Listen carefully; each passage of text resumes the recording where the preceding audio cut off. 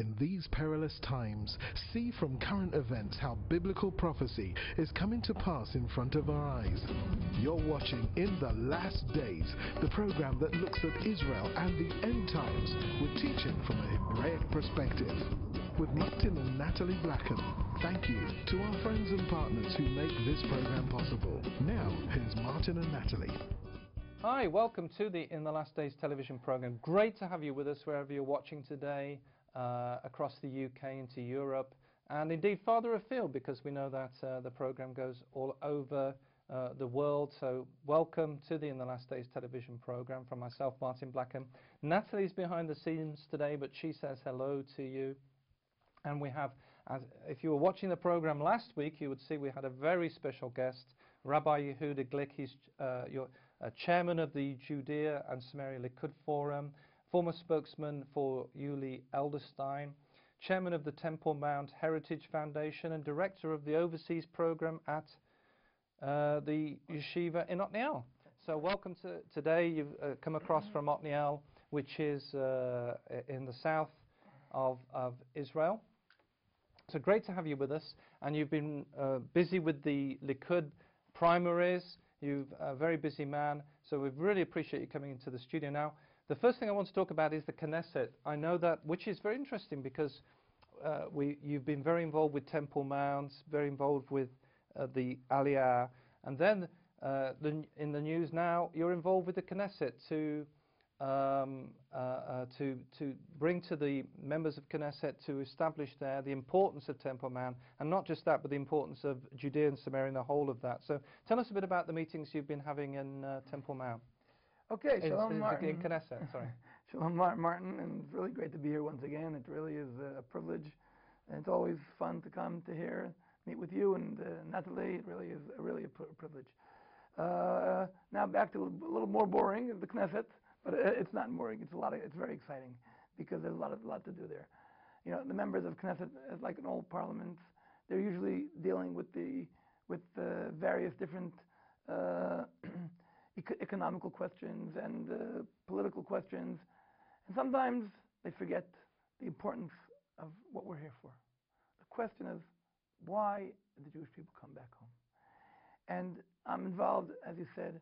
I coordinated a day in the Knesset just a few months ago about the importance of the Temple Mount and the need to bring it to the awareness of the public, how important it is that more and more people come to visit the Temple Mount, how important it is, what a major goal the temple plays in Jewish history, and that's pretty much, I lecture about that all around the country and the world. But the Knesset sometimes misses out, and therefore we had a full day of lectures on different aspects of the Temple Mount. And the other committee that I had the privilege of coordinating in the Knesset in this past I'm already doing it for almost 2 years, and this is my goal for this cadencia, what they call it, a sitting of the Knesset. The next 4 years, we have a new Knesset. This will be the goal. At the end of this Knesset, we get at least these two goals. Number one, Jewish prayer on Temple Mount should be something that is totally permitted, and I'm obligated. Maybe the viewers don't know about this, but the Temple Mount, at the moment, it's possible to go up there. If you're a visitor to Jerusalem and you're visiting, or you've been on a tour here, you can go up to Temple Mount, but you're forbidden to take Bibles or Torah or Talmud. You're forbidden to pray up there. It's true. I mean, except with one exception. Meaning, if you're Muslim, you can have a picnic there, you can celebrate there with the whole family, you can do whatever you want, and of course have your religious rituals of prayer. If you happen not to be Muslim, which surprisingly many people in the world are not Muslim, still, and I hope that continues that way, if you dare say a prayer a little bit too loud, immediately you have a serious chance of being arrested. You definitely cannot bring any Jewish or Christian religious objects on with you to the whether books, whether it's even a candle that somebody may suspect as being something, a bottle of oil which somebody may suspect as being something with any religious object, a shofar, anything that has anything to do with religion. If it's not Muslim, they don't allow it on the Temple Mount. And Israel is a sovereign state. The government rules over the Temple Mount. But the only reason they don't allow it because they're afraid. If you're going to say a verse from the Bible, immediately we'll have a third world war. And it's impossible that a sovereign state should be scared because of terror, incitement. And as a matter of fact, for several years, they didn't let Jews onto the Temple Mount at all. And they said, oh, it's very dangerous. If Jews come on the Temple, never. And here we see, for the last 7 years, Jews were allowed onto the Temple Mount. And nothing's happened. And there was even IDF, which I read a report. One of the things, one of the achievements we've had in the last Knesset was bringing IDF soldiers onto the Temple Mount in their uniform. We don't have nothing to be ashamed of. It does not mean that Muslims up there don't have freedom of prayer. They have totally freedom of prayer. But they can't say, no, this is out of border for anybody who's not Muslim. And that's one thing one goal that I have for this Knesset, that Jews should have human rights on Temple Mount. The second thing, which is not less important, and that is the fact that ever since 1967, the state of Israel, Jews have been living in Judea and Samaria. The Six-Day War in 1967 broke out because the Arab countries around decided to incite and attack Israel. And Israel defended itself. Israel defended itself and managed to, at the end of 6 days, miraculously return back to the land of people of Israel. Not only that, we've now established cities there, settlements, villages. Today, almost 500,000 Jews are living peacefully in Judea and Samaria.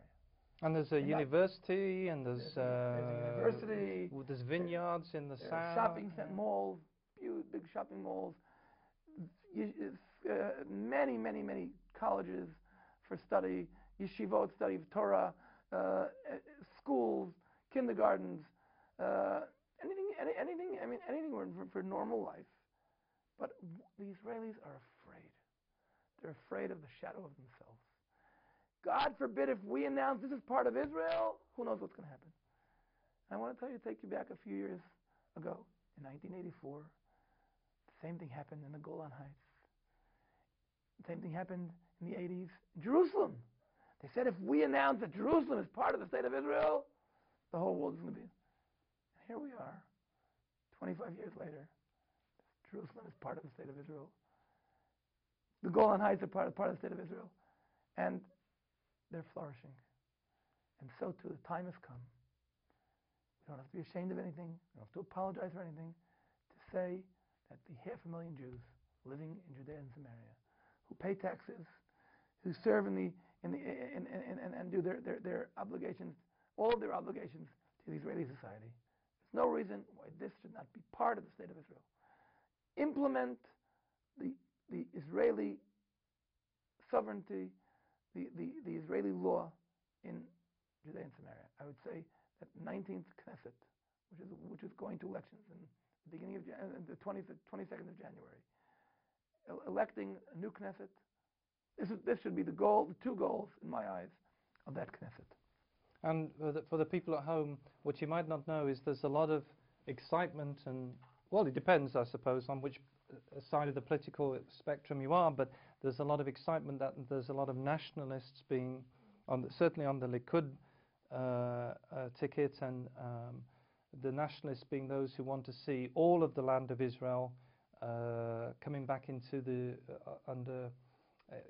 hands of the Jewish people. So it's a very exciting time that we're living in, and that's just been the election, and a lot of people you know, the Arut Sheva, which many of our viewers will know. News Service has been talking about Moshe Fegin's a surprise, some people say, his place on the ticket, whereas government ministers who you'd think would be high up are now, some of them have suddenly fallen down the ticket. Look, I think, and I think we spoke about this last week, that really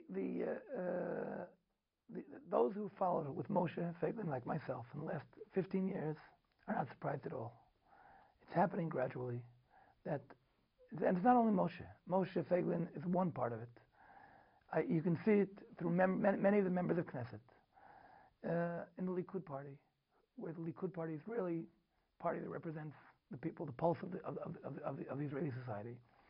People are more and more coming to absorb in themselves, to really live peacefully, truly, sincerely, genuinely, with the fact that the people of Israel are living in their own homeland. And they have nothing to apologize about. Yes. And the Likud party, which is always on the platform of the party, always said, settling the state of Israel, Jewish education, Aliyah, immigration is part of our basic Jewish values. But now it's not only saying it, it's implementing it. It's initializing. It's really starting various different initiatives of really presenting it and showing that we mean business. We mean building, when we say building the state of Israel, yes, we mean building the state of Israel. When we say Jerusalem is the capital of the state of Israel, we don't think, it's Tel Aviv, but please let us come. No. Jerusalem, the capital of the state of Israel. It means, for now, another example. Actually, the number one person on the Israeli, in this elections we had in the Likud party, was the Minister of Education, Gideon Sa'ar. Not a religious person, but in his first 4 years as Minister of Education, brings back study of Tanakh. Every single Jewish student, child, pupil has to visit Jerusalem. And now he's opening this quiz on the Tanakh, for an international quiz on the Tanakh. Yes, we don't have to think it. Tanakh is our identification card. It's when we came to the United Nations in 1947 and said, we want a state for the people of Israel, we didn't come because we didn't feel too good, because we don't have a place to, we could have gone to somewhere else. We came, this was after the terrible Holocaust of the Second World War, but that was only one aspect of it. We came with the Tanakh, and we say, this has been our identification card for the last several thousand years. And in the name of the Tanakh, please give us the state of Israel. And the United Nations accepted that with a great majority, clear, flat. Now, we were talking in the last program about the YouTube teachings that you're doing, which the viewers can subscribe to. And I know that a lot of you will want to subscribe to these. Your current one is The People of Israel Striving for Leadership. How can they, the people at home, how can they subscribe to your teaching? And you do it's a weekly, isn't it? It's a weekly. It's already our third series. We started off with the teaching on the Torah. It was called The Message from the Wisdom of Torah. We then went on to the book of Joshua, which was the people of Israel coming home. And now it's the book of Judges, the people of Israel striving for leadership. You can either come into the website of the Otniel Yeshiva. Otniel is Otniel, and it's otniel.org, or just go into YouTube, look under Rabbi Yehuda Glick, People of Israel Striving for Leadership, Book of Judges. I'm sure it'll be easy to find, and if you just write me an email at Temple Mount HF, Temple Mount Heritage Foundation, that's templemounthf@gmail.com. You're welcome. You'll be immediately signed in. You'll be able to get this weekly, and you're more than welcome to watch them, the previous series, the present series, and I hope, my dream is to go through the entire Tanakh. It's once a week, 15 minutes. 15 minutes, every week it's one chapter. So that we try to go through, sometimes there are shorter chapters, sometimes there are longer chapters, and I don't always get all the details of the chapter. I try to find what is that center message all leading to one thing. The book of Judges, we're now in a situation where there was a lack of leadership and striving, making mistakes, falling, challenges, obstacles, overcoming it, searching for leadership. And you can get hold of that at Otniel, www.otniel.org. And if they'd like to support the work that you're doing, they can do that? Well, either through going into the Otniel website, otniel.org, or writing to my email at TempleMountHF. You can contribute financially through PayPal, and I'll be glad to send anybody who's interested. I think that those of you who watch the programs, if you find benefit in it, you're welcome to support it. If not, the very fact that you watch it is important for us also. So don't forget, you can get it. We'll put the details on the screen how you can contact Rabbi Yehuda Glick and be able to support the work that he's doing. So you're very busy at the moment. You've been involved now with the Likud and the primaries and the Temple Mount, and not just that, but you're actually overseeing the students at the yeshiva at Otniel. Is that right? Right. In the yeshiva at Otniel, we have a program where every single year we have like somewhere between 10 to 20 students coming in for a year to study here, and to I would say experience the Israeli experience through study of Torah. At the beginning, some of them have a little difficulty in the language, so we do it in English, but the main object is to push them in, to get them to be able to go into a Hebrew lesson. Some of them make Aliyah, some of them join the Israeli army, some of them, but they want to become part of the Israeli society. And this is really, once again, I'm talking about this whole thing in one, it's all one. My activity in the Temple Mount is together with my activity in bringing immigration to Israel, together with the implementation of the Israeli law in the various settlements in Judea and Samaria, and teaching Torah to the world. And this television program itself is part of this one big phenomena, as described in the book, as described our prophets. It's really, we're living in a very unique era where you can actually feel how the words of the prophets are materializing and becoming reality. You also, this is the only place in the world where you can open a book, and that's your Torah book, and step by step and walk in the footsteps of all the prophets, of all the patriarchs, of all our forefathers, as described in the book. I mean, from here we can see Jerusalem, and from here we can see where Samson had his life. We can see where Joshua, the cities of the Givonim, which is that nation that made peace, signed a treaty with Joshua. It's all in a radius of where we're sitting right now. We're talking about, I would say, somewhere between 10, 20 kilometers radius. To any direction you go from where we're sitting right now, we can go to the Ramah, or the Giv'ah, where Samuel had his prophecies. We can go through. I mean, any place you point to, you can go to the monument of Bethlehem, where Rachel's tomb is. I mean, any so place there's a connection, isn't there? There's the Jewish people are not just coming back to our land, because there was even a suggestion at one time about Uganda, but they're coming back to the land, the Eretz, it's more than. I remember one person was on the program. They were saying about the three strand. There was the people, the land, and the Torah. Yeah, and there's this. It's all part of it's all one. This connection with the land that.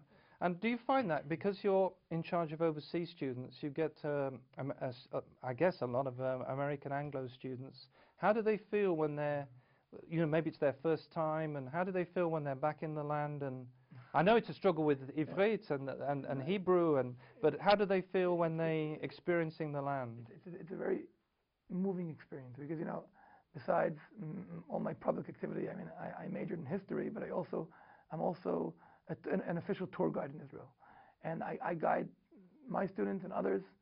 And whenever I do it, I always, wherever I land, I immediately open the book and I show them, look, this is where we are right now, and we are once again Joshua. We are once again King Solomon, King David. when you go visit the city of David, you're walking in, and this is the only place in the world you can do it. And then when I get the person to feel, listen, this is where it was, and this is where this is what the people of Israel have been living through. Our 2,000 years of exile was not in vain, was in order to rebuild our nation and come back home. And this is you can almost, sometimes I take people and I say, let's close our eyes and just listen to the voices, and you can actually almost hear Chizkiyahu talking to his people, or Yoshiyahu talking and saying, listen, look at the book we found in the temple. Let's all make a religious total reform. I mean, you can do it. You can listen. You can hear Isaiah. You can hear Jeremiah. You can hear Jeremiah crying about the destruction of the temple. You can hear Solomon singing the Song of Songs. So this is only here, only in Israel. And this is what I try to do when you serve as a tour guide. So that the students, do they get, because they're based mainly, I guess, at Otniel, where they have their lectures and their study and Gemara. Do they get out from around the country? We try at least once every 2 weeks, we're twice a month, to go on a tour. Sometimes it's a short tour. We just came back. We just climbed the mountain of Dome in the footsteps of Lot and Abraham. We just went up to the Golan for a 2-day trip, and seeing where the origin of Abraham going to fight in Dan, or as I said, we travel through the book, and we try to understand the understanding. Now I deal with geography and topography, and why did Menashe get this part of the land, and why did Ephraim get this part of the land? This is all through the book. Yes, but we learn it. Besides the lectures in the yeshiva, we learn it through our feet, through our legs. It's just amazing, and well done for the work you're doing. I know that a lot of the viewers will be excited about the what's happening with the Knesset, but excited about the work of Otniel. Don't forget to subscribe to the YouTube channel, and I know that it's just 15 minutes, so they can every week.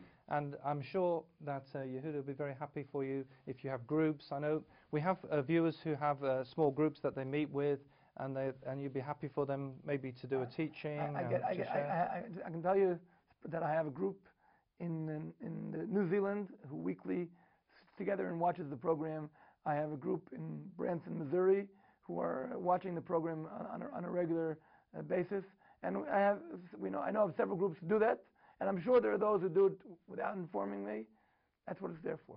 It's there for to try to read one chapter, 15 minutes, and get the essence of what's between the scenes, behind the scenes, between the words, and the message that the Tanakh is trying to give to us and tell to us. And in our eyes, people of Israel coming back home connects to that story. So it's not. I'm not talking about ancient history. I'm talking about the book, the message, and what message it has to us today. So there's it's a practical message as well. It's not just it's a message which is totally updated. Study. It's going to affect people's lives. It's always more updated than any kind of politics of Obama or of Ashton or of anybody else. It's lively, and it's updated all the time. Now, as well as doing your tour groups, the Otniel Yeshiva, where you're, and do you do lectures as well there? Yeah, I do lectures in the yeshiva, of course. These are students that I bring, and I teach them. But I'm invited around the country. I'm very much I have a tough schedule in terms of I lecture about Jerusalem, about the history of Jerusalem, about the importance of Jerusalem. I guide tours around the country, and many of them Jerusalem. But I really am very much out there teaching out there, and people are really thirsty. And there's one of the prophecies of that people are thirsty and hungry not only for materialism, not only for Facebook, but people are really thirsty to hear the word of Hashem. And really, it's a really privilege to live in this era where you see it happening and you think, who knows, the Western world is leading the world to some wild anarchy, but something's happening. And the soul inside it. there's a hunger and a thirst for people to have more than just physical, than to have the spiritual as well. Not only spiritual, but to connect. To connect. It really is. People are really want to worship Hashem. Not only listen and be passive. There's really a real thirst, and you see many spiritual movements. People are coming back to study of mysticism, and people say the inner parts, but not only out of curiosity, but out of inner thirst. We're out of time again. It's been great to have you with us. We're so privileged because you're so busy with your schedule. Thank you so much for coming in to the studio. Don't forget you can subscribe to the YouTube channel of Rabbi Yehuda Glick. There'll be details on the screen. It's been great to be with you. Don't forget, if you've got questions, you can email us at info@inthelastdays.com. And remember, we're living in the last days. You've been watching In the Last Days, a TV program with Martin and Natalie Blackham, the program that looks at Israel and the end times with teaching from a Hebraic perspective. If you would like to financially support the program or find out about conferences, meetings, or ministry products, then please contact us with the details on your screen. Visit our easy-to-use website at www.inthelastdays.com and register for our free e-newsletter. Get the latest news from Israel, product information, online video teaching, or watch today's TV program at a time that's convenient to you. Thank you again, friends and partners, for making this program possible. See you same time, same station for the next program from In the Last Days.